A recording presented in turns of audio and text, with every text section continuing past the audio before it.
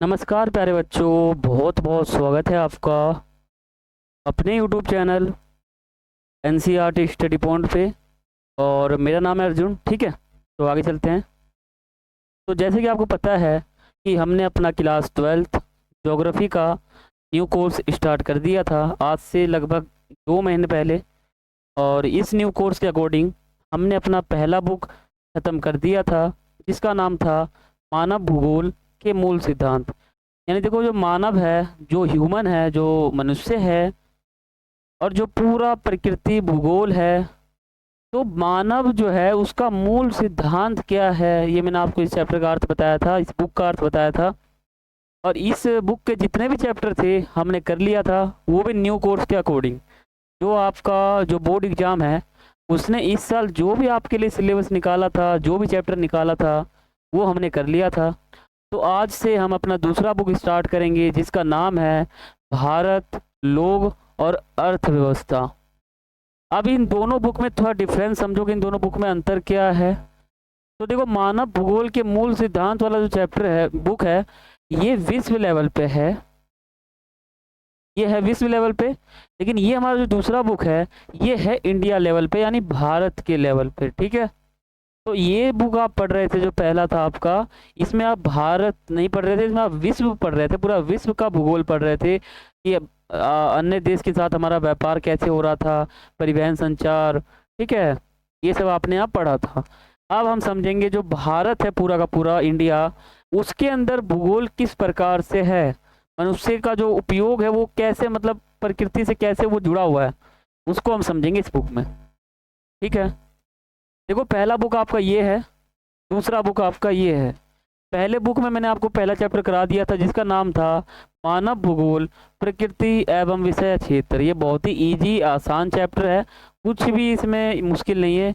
इसमें मैंने आपको मानव भूगोल का अर्थ बताया था, उसके क्षेत्र बताए थे, उसके उप क्षेत्र बताए थे, भौगोलिक विचारधारा किसे कहते हैं, तथा जो भूगोलविद हैं, जो भूगोलवेता हैं, उन्होंने 3 विचारधाराएं दी थी, उनको भी मैंने आपको बताया था। और तीनों विचारधारा को मैंने एक्सप्लेन किया था। और मानव का प्रकृतिकरण और प्रकृति का मानवीकरण मैंने आपको बताया था। तो इस चैप्टर का लिंक आपको डिस्क्रिप्शन में मिल जाएगा, आप नीचे जाके चेक कर सकते हो। ठीक है, दूसरा आपका चैप्टर था विश्व जनसंख्या, वितरण, घनत्व और वृद्धि। इसमें हमने जनसंख्या घनत्व का अर्थ समझा था, जनसंख्या वितरण का अर्थ समझा था, जनसंख्या वृद्धि का अर्थ समझा था, और प्रभास को थोड़ा सा झलक उसका देखा था हमने। ठीक है, और जनसंख्या वितरण को प्रभावित करने वाले कारक को हमने समझा था। ठीक है, भौगोलिक कारक थे, आर्थिक कारक थे, तो दोनों को हमने बिल्कुल विस्तार से समझा था। ठीक है, इसका भी लिंक आपको डिस्क्रिप्शन में मिल जाएगा, आप जाके चेक कर सकते हो। तीसरा आपका चैप्टर जो है ना सिलेबस में नहीं है, इसको मैंने आपको नहीं कराया है। ठीक है, इसको आप काट दो। चौथा हमारा चैप्टर था मानव विकास। इसमें हमने समझा था कि ह्यूमन डेवलपमेंट यानी मानव विकास, मनुष्य अपना विकास कैसे कर सकता है, केंद्र बिंदु क्या है। ठीक है, मानव विकास के 4 स्तंभ कौन से हैं, उसके 4 उपागम कौन कौन से हैं, ये सभी हमने इस चैप्टर में समझा था। फिर हम आ गए थे प्राथमिक क्रिया, यानी जो पहला जो काम होता है, जो कृषि होता है, जो पशुपालन होता है, खेती जो होता है, ये हम करते हैं और कच्चे माल को एकत्र करते हैं। फिर हमने द्वितीयक क्रिया पढ़ा था, इसमें हमने इसी कच्चे माल को उद्योग में भेजा था। और तृतीयक और चतुर्थक क्रियाकलाप में क्या हुआ था कि जो उद्योग में हमने माल बेचा था, वो जो है ना नया माल उसका बनकर तैयार हो गया था, यानी विनिर्माण हो गया था। कच्चे माल का वस्तु जो है ना एक तरह से वो उसका विनिर्माण हुआ था और उसकी वैल्यू बढ़ गई थी। जैसे मान लो आलू है, आलू को हमने उद्योग में भेजा, उसने चिप्स बना दिया, तो चिप्स का जो वैल्यू है वो बढ़ गया। तो ऐसे हमने इसमें समझा था तृतीयक क्रियाकलाप में। फिर हमने समझा था परिवहन संचार, यानी एक जगह से दूसरी जगह हम परिवहन की सहायता से कोई सामान कैसे पहुंचा सकते हैं। ठीक है, कोई विचार कैसे पहुंचा सकते हैं। और अंतर्राष्ट्रीय व्यापार, ये हमने समझा था कि जब 2 राष्ट्र आपस में व्यापार करते हैं, 2 देश आपस में व्यापार करते हैं, उसको कहते हैं अंतर्राष्ट्रीय व्यापार। और जब 2 राज्य आपस में व्यापार करते हैं उसको हम कहते हैं राष्ट्रीय व्यापार। ठीक है, अब जो हमारा 10वां चैप्टर था जिसका नाम था मानव बस्ती, ये हमारे सिलेबस में नहीं था। ठीक है, समझ गए। तो ये है, अब हम शुरू करेंगे अपना दूसरा बुक। और दूसरा बुक ईजी है, ज़्यादा उसमें कुछ है नहीं। इसमें हमारा पहला चैप्टर है जिसका नाम है जनसंख्या, वितरण, घनत्व, वृद्धि और संगठन। ठीक है, संगठन, इसका अर्थ समझो। ये जो चैप्टर है ना, ये पहले बुक वाले चैप्टर से सब मैच खाता है, मैचिंग थोड़ा सा हो रहा है थोड़ा सा, मतलब दोनों का जो, देखो पहला चैप्टर जो आपका ये है दूसरे बुक का, और पहले बुक का जो दूसरा चैप्टर है, ये दोनों थोड़ा थोड़ा मैच है। ठीक है, जो जो टॉपिक हमने पहले बुक के दूसरे चैप्टर में पढ़ा था, उसी के कुछ कुछ टॉपिक को हम दूसरे बुक के पहले चैप्टर में पढ़ेंगे, क्योंकि दोनों चैप्टर एक दूसरे से कनेक्टेड हैं, दोनों चैप्टर एक दूसरे से जुड़े हुए हैं। ठीक है, जनसंख्या विचरण को प्रभावित करने वाले कारक, भौगोलिक कारक, आर्थिक कारक, उद्योग, नगर, सब हमने पढ़ा था इसमें। तो आज हम इसमें भी ये सब चीज़ पढ़ेंगे। ठीक है, तो शुरू करते हैं अपना ये चैप्टर। देखो ये रहा हमारा चैप्टर का पूरा थंबनेल, जैसा कि आपने देख लिया होगा। देखो हमने सेकंड बुक स्टार्ट कर दिया है, क्लास 12th का ज्योग्राफी का यानी भूगोल का। इसका पहला चैप्टर करने वाले हैं जिसका नाम है जनसंख्या वितरण, घनत्व, वृद्धि और संगठन। तो इस चैप्टर का जो है ये पार्ट 1 है, यानी पहला वीडियो है। इसके बाद एक वीडियो और आएगा जिसमें हमारा ये चैप्टर बिल्कुल समाप्त हो जाएगा। ठीक है, तो चलते हैं आगे। देखो आप हमारे YouTube चैनल को अगर सर्च करोगे YouTube पर, तो ऐसा इंटरफेस आ जाएगा। तो यहाँ पे मैं आपको एक ही चीज़ बताना चाहता हूँ, यहाँ पे आपको एक ऑप्शन दिखेगा प्लेलिस्ट। तो आप सभी प्रकार के न्यू कोर्स को ज्वाइन कर सकते हो। अभी इस वीडियो को आप पूरा देख लो और फिर आप जाना हमारे चैनल के प्लेलिस्ट वाले सेक्शन पे, और सभी न्यू कोर्स को आप देख के समझ सकते हो। ठीक है, और देखो आप हमारे वीडियो को देख रहे हो तो सबसे पहले आप इसको सब्सक्राइब करके बेल आइकन पे क्लिक करो, आपका बहुत फ़ायदा है। आपको इस चैनल पे जो वीडियो प्रोवाइड होते हैं वो सभी आपको मिल जाएंगे। और बाकी वीडियो के आखिर में आप लाइक भी कर सकते हो इस वीडियो को, और कुछ भी आपको पूछना हो तो आप कमेंट भी कर सकते हो। ठीक है, तो आगे चलते हैं। देखो आपने हमारे ग्रुप को ज्वाइन नहीं किया, जो हमारा ग्रुप है टेलीग्राम ऐप पर, तो उसको आप ज्वाइन करो। हमारा जो ग्रुप है वो टेलीग्राम ऐप पर है, वहाँ पे जाओगे आप सर्च करोगे ना, इस नाम को आप सर्च करोगे यहाँ पे A.K NCERT स्टडी पॉइंट, तो ऊपर एक ग्रुप आ जाएगा, इसको आप ज्वाइन कर सकते हो। ठीक है, आपको यहाँ पे बहुत सारे मटेरियल मिल जाते हैं, बहुत सारा मतलब सामग्री आपको मिल जाता है। तो आगे चलते हैं। देखो आपका कोई भी सवाल रहता है, कोई भी क्वेरी रहता है, कुछ भी आपको पूछना होता है तो आप मुझसे पर्सनली पूछ सकते हो इंस्टाग्राम पे। यूज़र नेम आप सभी के सामने लिखा हुआ है, आप देख सकते हो यहाँ पर। और आप मुझे फॉलो करना बिल्कुल ना भूलें, आप मुझे ज़रूर फॉलो करें। और यहाँ पे आपको हमारे टेलीग्राम ग्रुप का लिंक मिल जाएगा और हमारे यूट्यूब चैनल का लिंक मिल जाएगा। ठीक है, तो यही कुछ सूचना थी जो आपको देनी थी। तो अब हम शुरू करते हैं अपने चैप्टर को। देखो आज हम क्या सीखेंगे ये हम समझते हैं कि आज हम क्या सीखने वाले हैं इस चैप्टर से।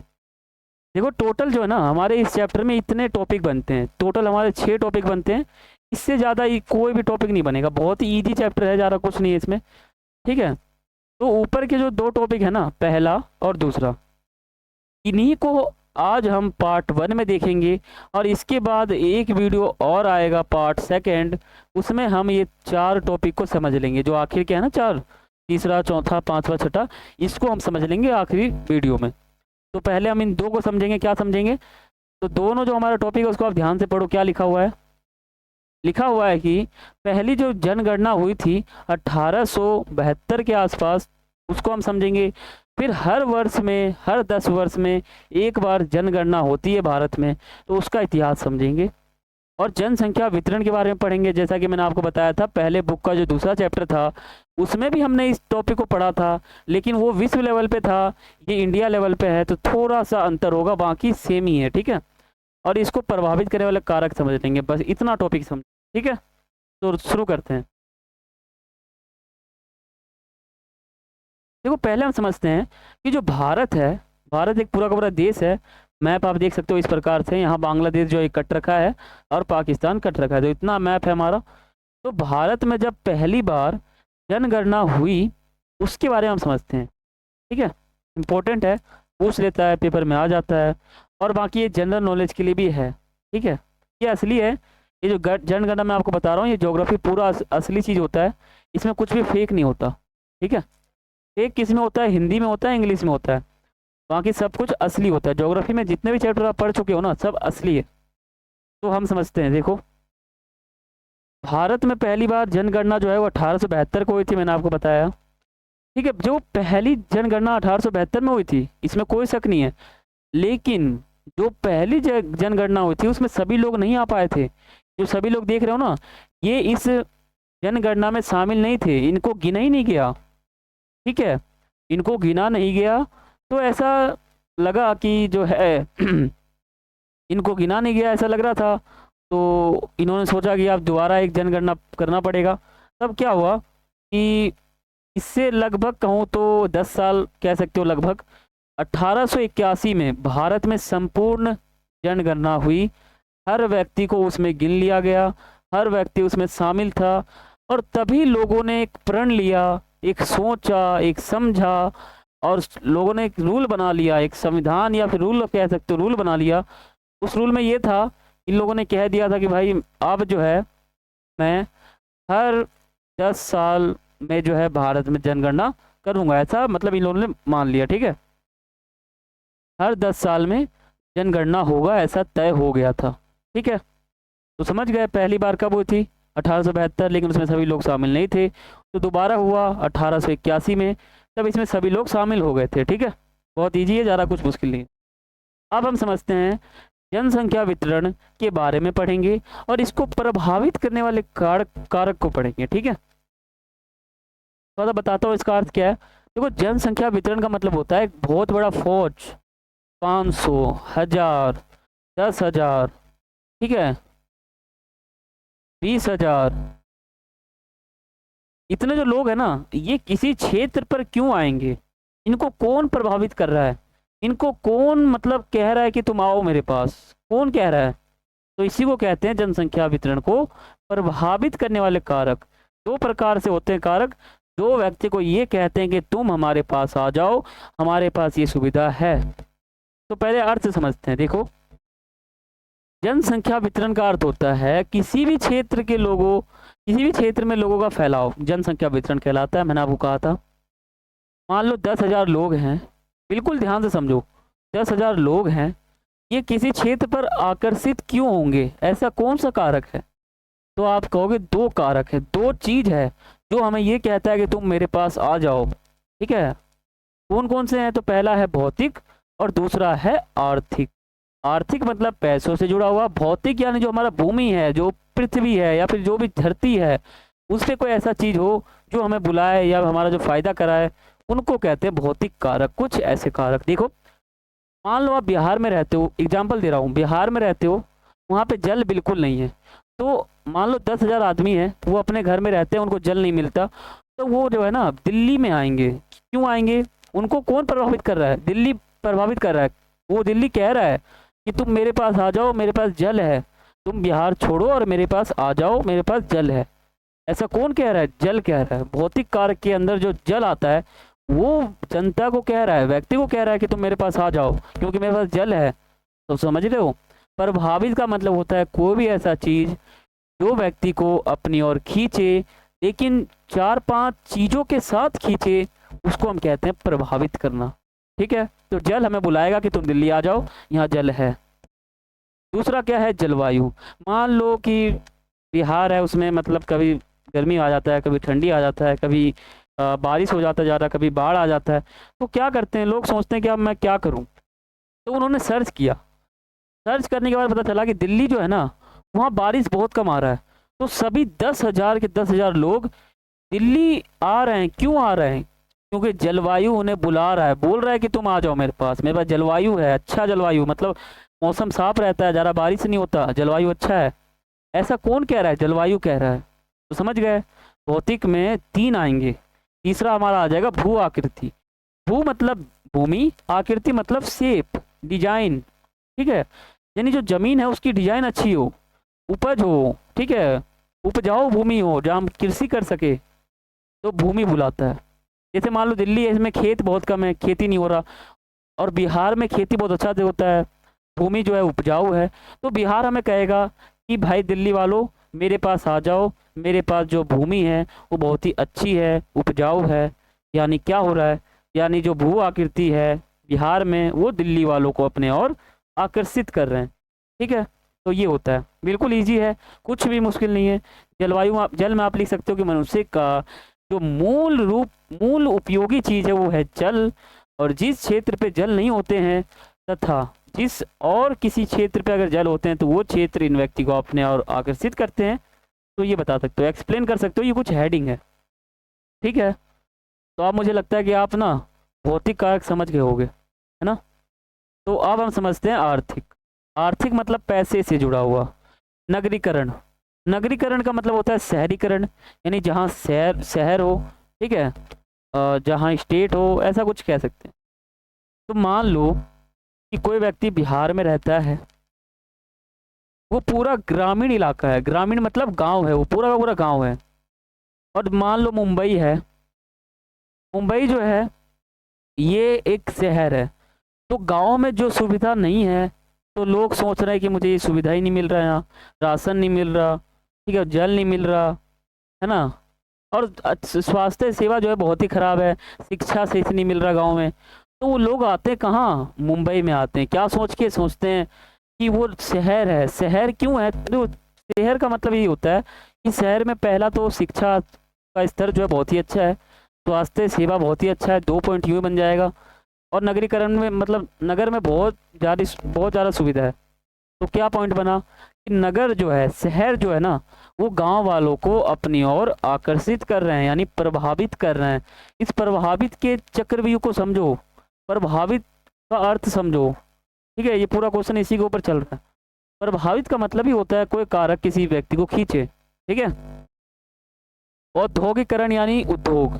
अब मान लो गांव है, वहां पर उद्योग ही नहीं है, पैसे ही नहीं मिल रहे, रोजगार ही नहीं मिल रहा, तो लोग वहां से हटेंगे और 10,000 लोग जो है वो मुंबई की ओर आ जाएंगे। तो क्यों आ रहे हैं, उद्योग के कारण। उद्योग क्या है, आर्थिक कारक है, किसका, प्रभावित करने का, जनसंख्या वितरण को प्रभावित करने का। अर्थ समझो, जनसंख्या वितरण का अर्थ होता है किसी भी क्षेत्र में लोगों का फैलाव, भले ही वो कोई सा भी क्षेत्र हो। ठीक है, बस यही है। तीसरा हमारा हो जाएगा खनिज। खनिज बहुत ही अच्छा भौतिक पदार्थ होता है खनिज। ठीक है, खनिज मैं आपको आगे विस्तार से बताऊंगा, जो आपका चैप्टर आएगा खनिज तथा ऊर्जा संसाधन, वो बहुत ही इंपॉर्टेंट चैप्टर हो जाएगा। उसमें आप पूरा खनिज के बारे में पढ़ोगे, खनिज जो है, खनन की प्रक्रिया जैसे कैसे मतलब प्राप्त होता है, ये आप उसमें समझोगे। देखो खनिज जो है ना, एक भौतिक पदार्थ है जो कि खनन की प्रक्रिया द्वारा हमें प्राप्त होता है। और प्रत्येक खनिज, जितने भी खनिज होते हैं ना कोई भौतिक और कोई रासायनिक विशेषता होती ही है, ये इसका अर्थ है। ठीक है, तो ये जो है ना आप समझ चुके हो। अब हम थोड़ा सा डीपली समझते हैं, थोड़ा विस्तार से समझते हैं। देखो जल क्या है, जल जो है ना वो जनसंख्या को प्रभावित करता है। एक करने वाला ना बहुत ही महत्वपूर्ण कारक है ये। क्यों है, क्योंकि जल हमारी रोजमर्रा की जिंदगी में बहुत काम आता है। अब जल है, सिंपल सा समझो, जल है वो हमें अपनी ओर आकर्षित कर रहा है, क्योंकि हमें जल की आवश्यकता है। बिहार में जल नहीं है तो हम दिल्ली में आ रहे हैं, उदाहरण मान लो। वैसे बिहार में जल बहुत है, लेकिन मान लो बिहार में जल नहीं है या हरियाणा में जल नहीं है, तो वो लोग जो है कहीं और जाते हैं। किस लिए, जल के सहायता, मतलब जल के लिए जाते हैं। तो जल जो है ना हमें काम आता है, किस रूप में आता है। मान लो नहाना है, हमें स्नान करना है, तो हमें काम आएगा जल। बिना जल के आप नहा सकते हो, सोचो। मान लो जल ही नहीं है तो आप कैसे नहाओगे, तेल से तो नहाओगे नहीं। थोड़ा सोचो, कॉमन सेंस लगाओ। देखो नहाना है तो आपको जल से ही नहाना पड़ेगा, उसके अलावा कोई चारा ही नहीं है। कपड़े धोने तो आप साबुन से धोगे, लेकिन थोड़ा पानी तो लगेगा। ऐसा तो नहीं है कि आप तेल से धोगे कपड़ा। कपड़ा तो पानी चाहिए ही धोने के लिए। पीने के लिए तो आप, ऐसा तो है नहीं कि आप तेल पी लोगे, पानी पीना पड़ेगा। तो पानी पीने के लिए जो है हमें जल की आवश्यकता होती है। अगर किसी क्षेत्र पे जल ना हो तो वो व्यक्ति किसी और क्षेत्र की ओर आकर्षित होता है, क्योंकि वहां पे जल अधिक होता है। अब समझते हैं हम जलवायु। मैं आपको एक एक चीज विस्तार से बता रहा हूँ, वीडियो लंबा भी बन रहा है, तो आप जो है फोकस करके इस वीडियो को ध्यान से देखो और समझो। ठीक है, जलवायु का मतलब होता है, मान लो किसी क्षेत्र पे जो है तुरंत बारिश आ जाए, तुरंत धूप आ जाए, तुरंत भूमि अच्छा हो जाए, तुरंत भूमि बंजर हो जाए, तुरंत उल्टा पुल्टा हो जाए। इसी को कहते हैं जलवायु परिवर्तन। जलवायु जनसंख्या वितरण को प्रभावित करने वाला एक महत्वपूर्ण कारक है, क्योंकि ज्यादातर लोग ऐसे स्थान पर रहना पसंद करते हैं जहाँ की जलवायु बहुत ही अच्छी हो। ठीक है, अच्छी हो। जैसे मान लो ये रेगिस्तान में रहना पसंद नहीं करेंगे, और जो हमारा मैदान वाला जो इलाका होता है ना, मैदानी इलाका साफ सुथरा, वहाँ रहना पसंद करते हैं, क्योंकि वहाँ पे वो लोग खेती कर सकते हैं, घर बना सकते हैं, कार्य कर सकते हैं, बहुत काम करते हैं। ठीक है, तो इसका मतलब क्या है कि जलवायु भी हमें बहुत परिवर्तन एक तरह से करता है। ठीक है, देखो ये चैप्टर आपके मिड टर्म के लिए बहुत ही इंपॉर्टेंट है। मिड टर्म एग्जाम जो शुरू होने वाला है, तो आप इन वीडियो को देखना, ठीक है, और तब आपके नंबर जो है थोड़े अच्छे आएंगे। अब समझते हैं भू आकृति। भूमि का आकृति कैसा होना चाहिए। देखो ये भूमि है, ये अच्छा भूमि है और ये पूरा खराब भूमि है। मान लो ये जो पूरा हमारा ऊपर नीचे है, क्या इस पे घर बन सकता है? क्या लोग इस पे रह सकते हैं? क्या लोग इस पे बाइक चला सकते हैं, कार चला सकते हैं, खड़े रह सकते हैं? नहीं रह सकते।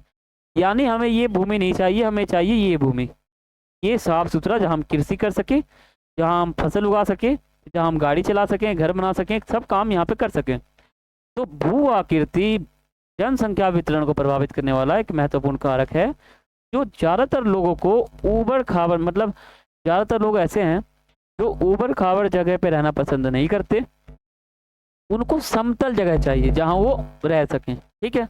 जैसे मान लो, क्योंकि जो समतल सतह होता है ना, उस पर कृषि हो सकता है, मैंने आपको बताया, मकान बन सकते हैं, कार्य हो सकता है, बाइक चला सकते हैं, गाड़ी चला सकते हैं, ठीक है, बाइक कार चला सकते हैं, ट्रक चला सकते हैं, ट्रेन चला सकते हैं, सब काम उस पर कर सकते हैं, ठीक है। बहुत उदाहरण है, आप कोई सा उदाहरण दे सकते हो, ठीक है।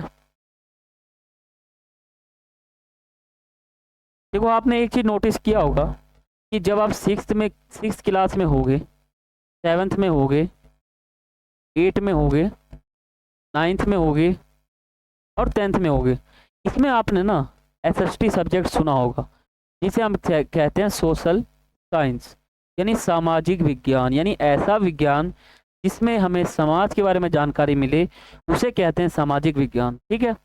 अब समाज में जानकारी हमें कैसे मिलती है? राजनीति के ऊपर मिल सकती है, भूमि के ऊपर मिल सकती है, इतिहास का कुछ मिल जाए, आर्थिक विकास का कुछ मिल जाए। यानी मतलब क्या है, सोशल साइंस में हमारे 4 सब्जेक्ट आते हैं, जिसका नाम है पॉलिटिकल साइंस, इकोनॉमिक्स, हिस्ट्री और ज्योग्राफी। ये 4 सब्जेक्ट हमने क्लास 10th तक अच्छे से पढ़ा था सोशल साइंस के सब्जेक्ट में। लेकिन जब आप क्लास 11th में आए हो, तब आपके पास ये सभी सब्जेक्ट जो है ना थोड़ा अलग से हो गए। आपने पॉलिटिकल साइंस को गहराई से समझने के लिए अलग सब्जेक्ट मतलब उनका लेना पड़ा, और ज्योग्राफी को समझने के लिए आपने अलग सब्जेक्ट लिया, हिस्ट्री को समझने के लिए आपने अलग सब्जेक्ट लिया। इसका मतलब क्या है कि यहाँ पे आपको थोड़ा सा डीप समझना पड़ेगा ज्योग्राफी को, हिस्ट्री को, पॉलिटिकल को और इको को, ठीक है।